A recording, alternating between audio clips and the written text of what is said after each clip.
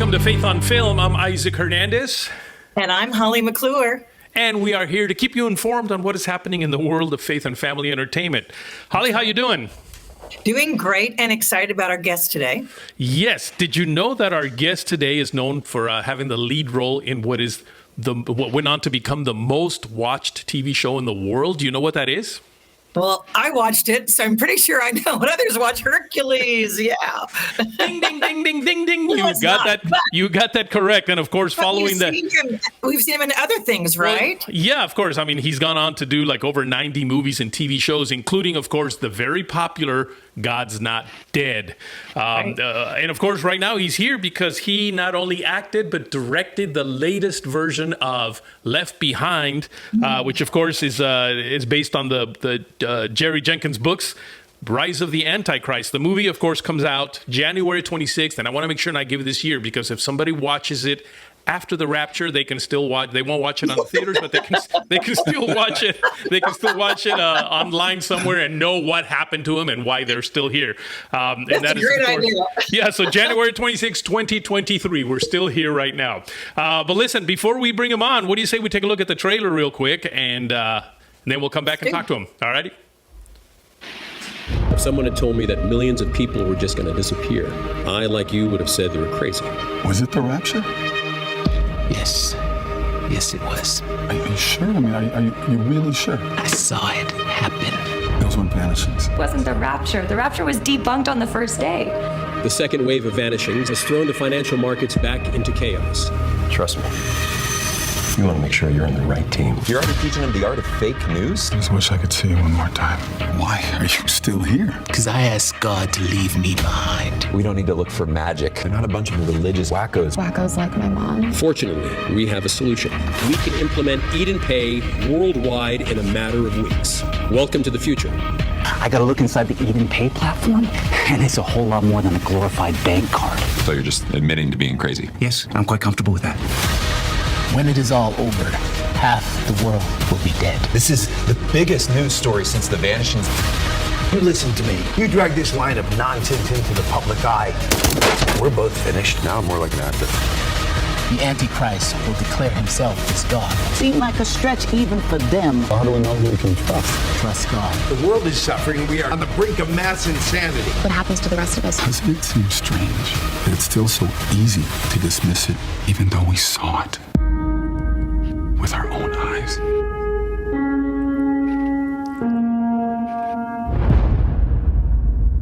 Kevin, welcome to Faith on Film.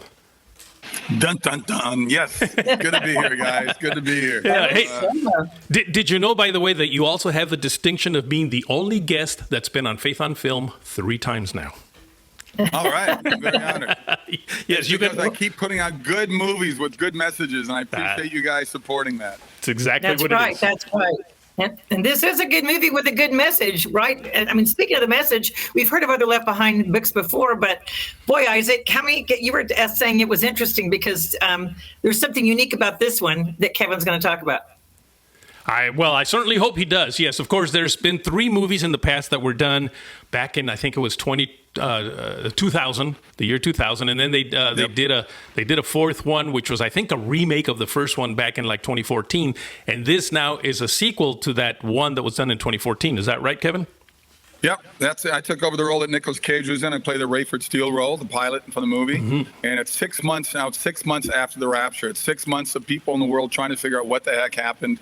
And, the world is under chaos, but there's also people kind of waking up going, oh, my gosh, I was wrong. And with my character, I realized that I didn't pay attention to what my wife was telling me all along, and even my son, because they were taken in the rapture. Right. So he starts really on a journey on his own to find out, his own sort of quest to really figure out and what he needs to do to amend for his non-belief. And it's an interesting journey for him. And there's it's very prophetic, this thing, because you look at what's going on in the world right now. Even you feel like the rapture is well on its way because it's in the Bible. If you read the book of Revelation, which my pastor used to say, read that book, it'll scare the hell out of you. I just thought that it's very fascinating. It's very interesting that I hope that when people watch this movie, and I hope they bring their friends. I think it's easy to ask people that don't have a belief, they're agnostic or atheists, to say, hey, do you want to go see this movie with me? It's a fascinating movie. They can look at it as a sci-fi movie. Because you read the book of Revelation, when I was a kid, I thought it was like a sci-fi. I thought, my gosh, this is crazy.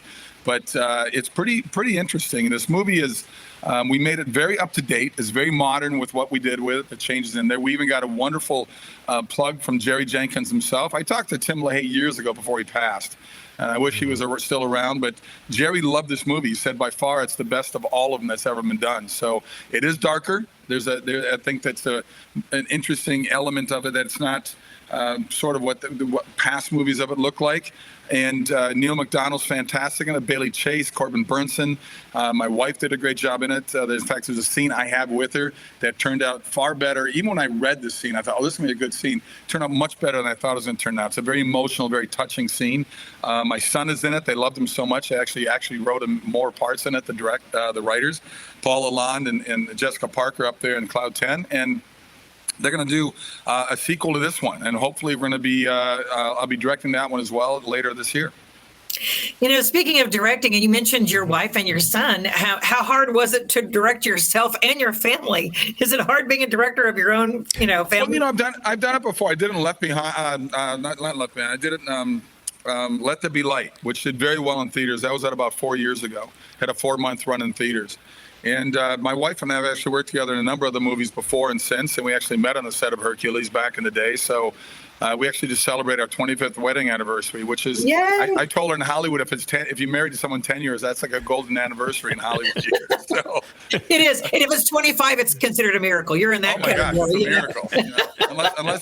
Unless you married 4 or 5 times, then maybe it adds up to 25. Exactly.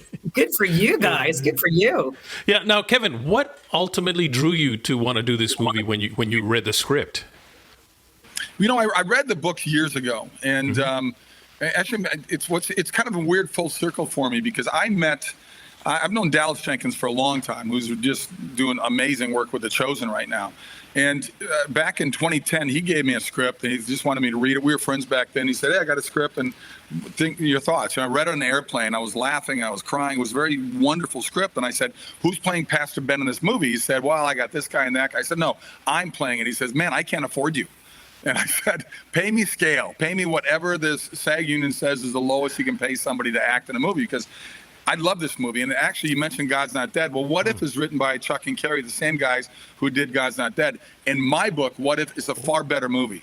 The trouble with these independent movies, I don't have a $100 million James Cameron budget to promote my $300 million movie like he does. We need word of mouth. And I highly recommend people love God's Not Dead. Please watch What If. But Jerry Jenkins actually funded that movie. Dallas Jenkins directed it. And then now I'm doing Jerry Jenkins movie about one of his books. So this is an honor for me to be part of his family. And when that movie came out in 2014 that you mentioned with Nicolas Cage, they got inundated. When I say they, Paul Lalonde up there at the Cloud 10, the company out of Toronto that owns all the rights to the books. And they said, we had so many emails and letters from people saying, why is Kevin Sorbo not playing the part of Rayford Steele? So they came to me 8 years ago. Wow. And 2 years ago, they said, okay, we're finally ready to get this movie made. So I directed it and started a year ago at this time. And now it's done, and now it's coming out in theaters. And we need people to go to leftbehindmovie.com, leftbehindmovie.com. It shows you the trailer that you just saw. It shows you the theaters of where it's showing near you. We got 1,500 screens in America. So please support this movie so it stays in theaters longer than a weekend, okay? Because absolutely. We need this message out there to as many people as we can get. So please tell your churches, tell your religious leaders, get people to go and put those butts in those seats.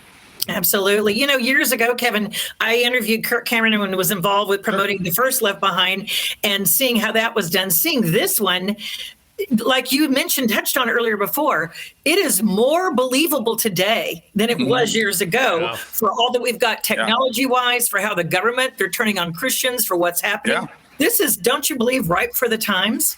Oh, yeah, because, I mean, we even talk about a one world government in there. They've been talking about that for years now. We're getting closer to it. They want to control everything of our lives right now. And these governments all want to work together to have all the power and all control for a small minority of leaders and groups. But trust me, they're well on their way to make that happen, where you get one currency, where you get one, everything is going to be just, this would be so much easier. And people are like sheep. People are sheep. I'm here to wake up the lions. I'm a lion. I know you guys are lions. We need to wake up the world to the reality of what the governments are trying to do, because the biggest thing is fear. I got a shirt on here right now that says freedom over fear. So we need to fight that and not let.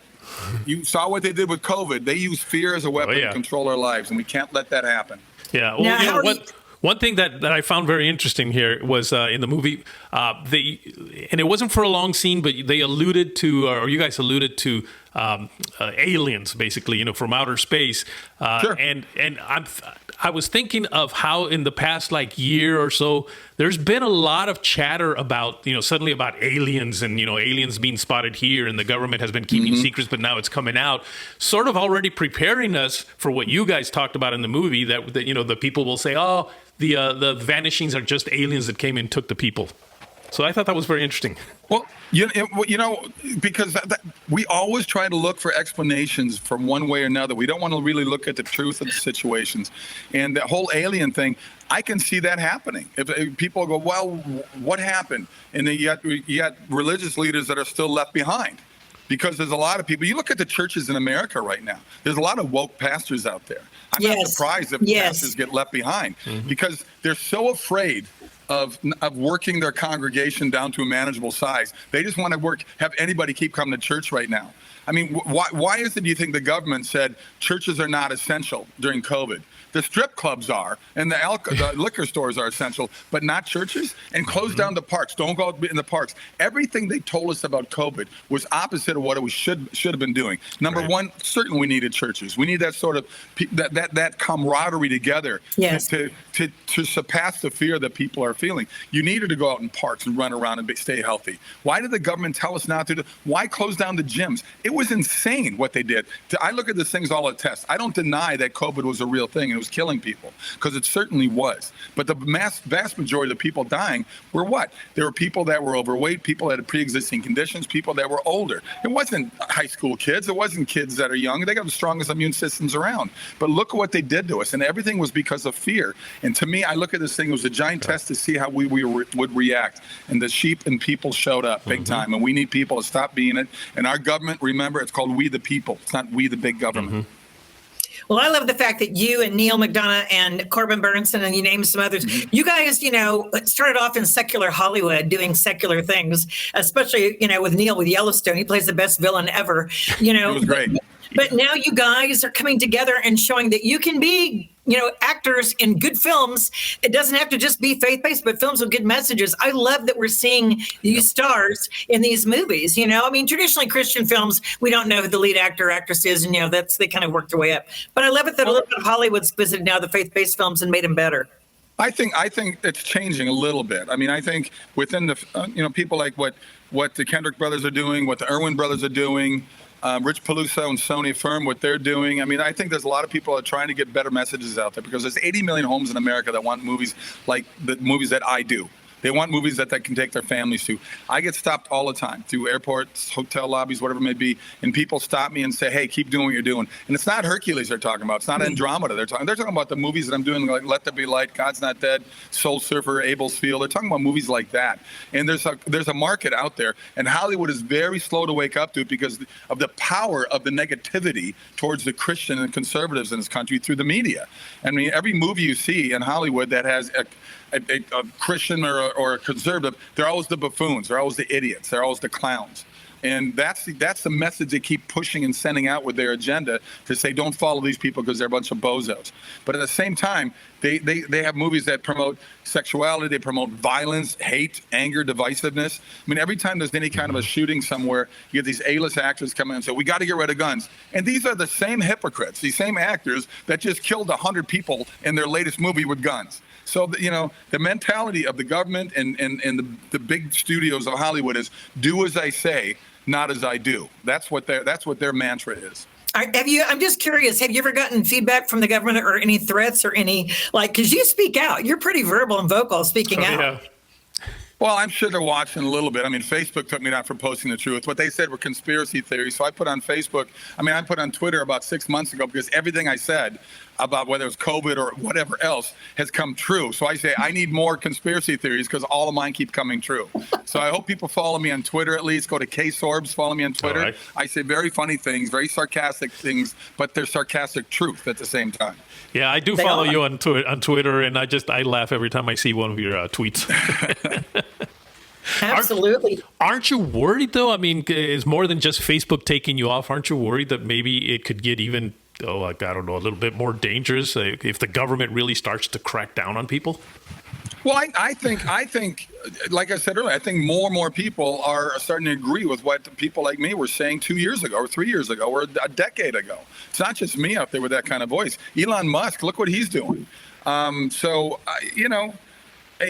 trying to do movies that give somebody an alternative and that have, what Hollywood used to do, movies that had love and hope and faith and redemption and laughter in it. They don't want to do those anymore. Everything they deal with just deals with very evil things. It's just dark and evil, and people live sad lives. And I think that's what you get, like on Twitter. I've got a lot of followers on Twitter, but I get the same 10 robots and trolls that attack me every time. And I feel sorry for these guys because these are people that look in the mirror every day and hate what they see. They do not like who they are, do not like how their lives turned out. So they attack you, they attack me because they're hoping they can drag us down the black hole that they live in. Because all their anger and hate does towards other people is make them more angry and more hateful. And that's what a sad way to live every day like that. I mean, what a horrible way to live with no hope in your life. Another positive thing that you and Sam do is you speak up for homeschool. And I love that because I think more and more people in this nation too, as well as politically and for other reasons, are pulling their kids out of school and homeschooling. That's where the fear of the COVID thing backfired on them because they didn't think about that. A lot of parents woke up to how bad our public schools are. Even though they probably knew it, they just didn't want to admit to it. So it really exposed how horrible it is right now and the agendas they're pushing on our kids. Because my wife's book is my favorite of her homeschooling books, is the one titled "They're Your Kids." And people forget that. And we also found out how crappy our school boards are. So there's 2 million more kids now being homeschooled, 2 million more. So that's one of the godsends of COVID. Interesting. Just yesterday, I heard the head of the teachers union come out and flip.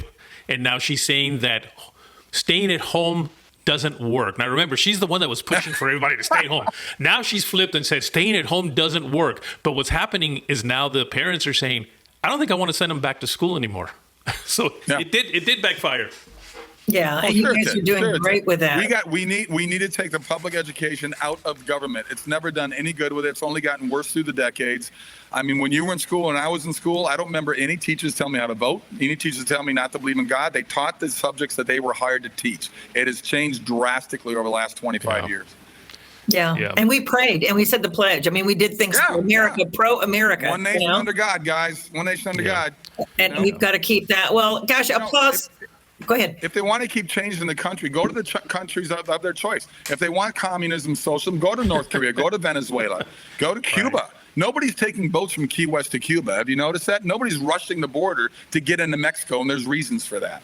I just saw stats that they posted that said that baby boomers were like 70-something% pro-American, and they went on down to Gen Z, and then to the very youngest group, only 17% were proud to be American. And I want to say what you just said. Well, then let's put you on a boat and send you to our plane and send you to another country. Let you live there for 6 months is all it would take, and you'd be begging to come Let's home. use our tax dollars to do that for people because it's crazy. Right. I'm tired of our tax dollars going to all these other countries that hate us. You know what? Because they can hate us for free. We don't got to keep spending our money on them.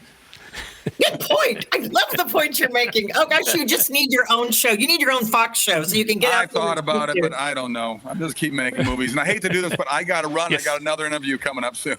Thank you, Kevin, for being with us. Thank you for getting your time. We will promote your movie Left Behind. And leftbehindmovie.com, and go to sorbostudios.com as well, Sorbo Studios. And by the way, my wife and I are hosting another trip to Israel. We only have 8 spots left open. 52 are sold.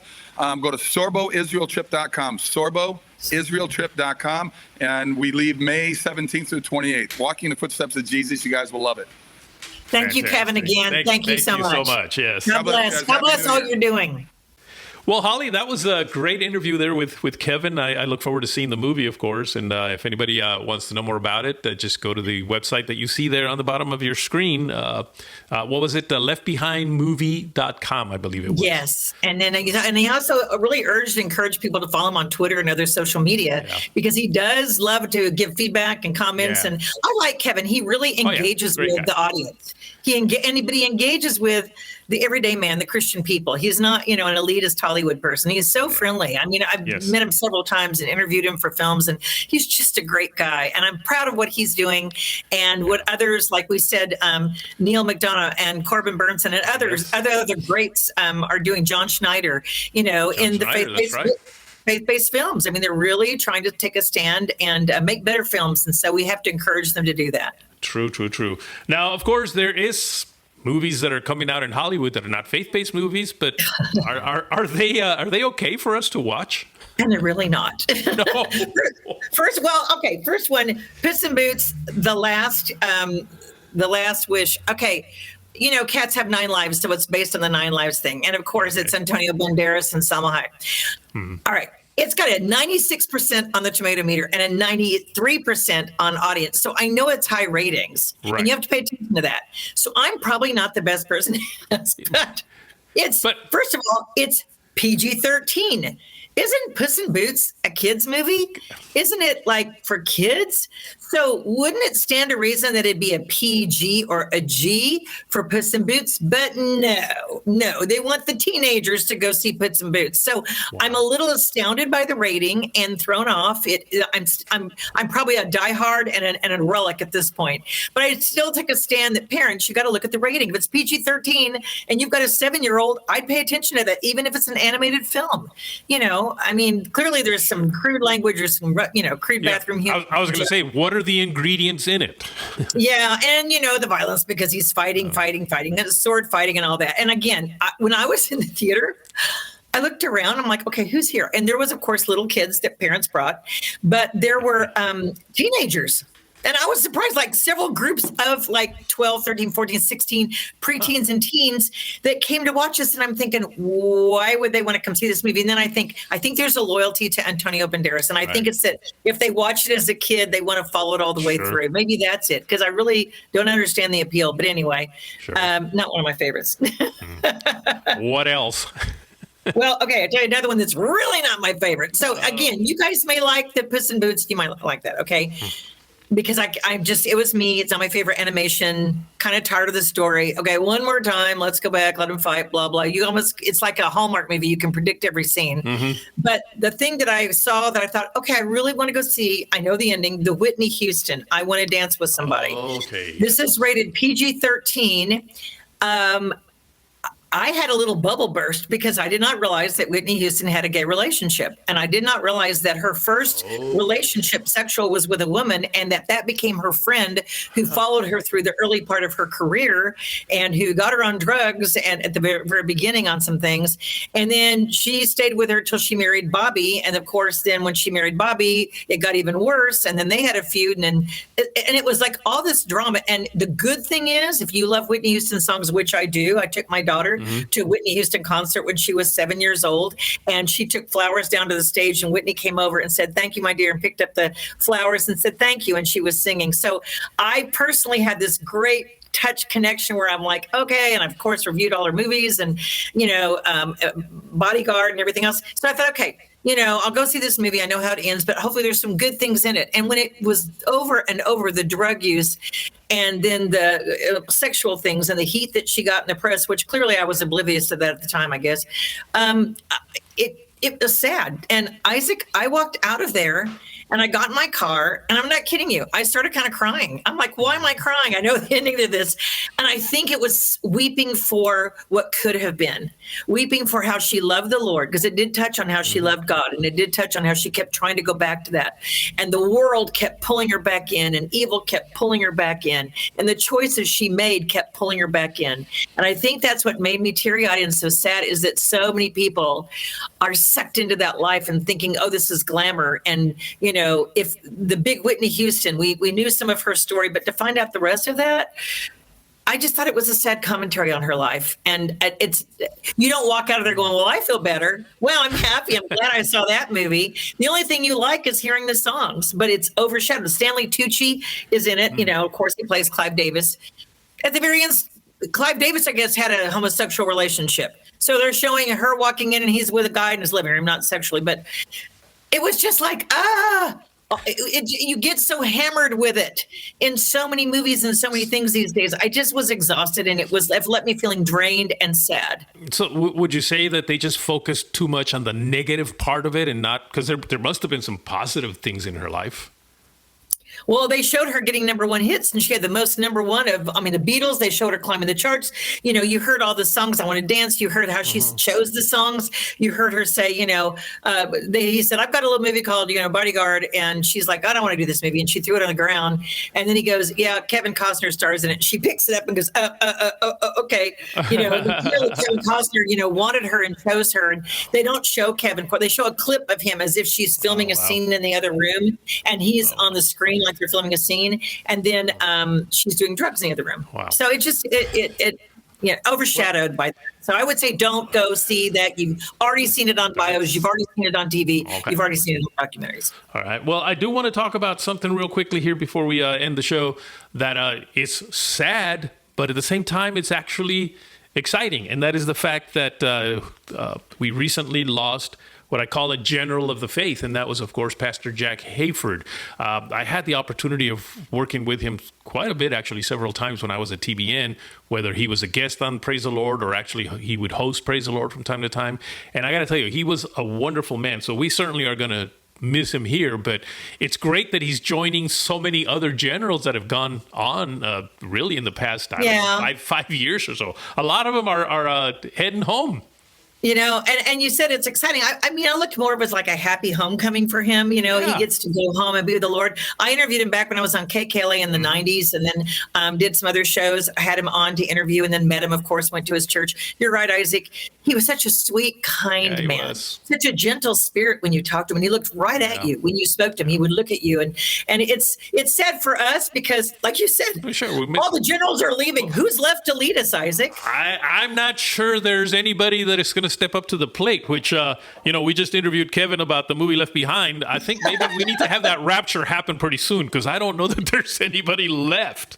And maybe we can look up people like Kevin and others as kind of generals in the movies that are out there trying to get a message and make it. But for the old standards that we grew up with, Latim LaHaye's, again, Pastor Jack, and people like that.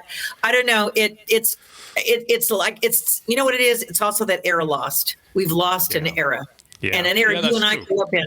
An era you and I grew up in that loved the Lord and was proud to be American and proud of America. That's true. It also kind of makes us look at the fact that we're getting close to it ourselves.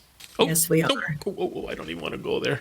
Well, anyway, folks, thank you for joining us for today's show. We want to invite you to write us at faithonfilmtv@gmail.com. That's faithonfilmtv@gmail.com. And, of course, you can always follow us on Facebook, Instagram, and Twitter at Faith on Film. And we want them to do what, Holly? Go to YouTube and like it, subscribe, hit that button, subscribe to us, please, because it helps us with the following that we get to get on more outlets, because they look at that. So thank you very much for being faithful and following that and doing that. And, Isaac, we'll probably be doing this in the millennium. Maybe we'll God assign us a show in the millennium, and we'll have a show where we'll be bringing in the lost. I do look forward to that. Absolutely. Well, folks, yes, go ahead, Holly. No, God bless. Thank you so much. There you go, folks. See you next week.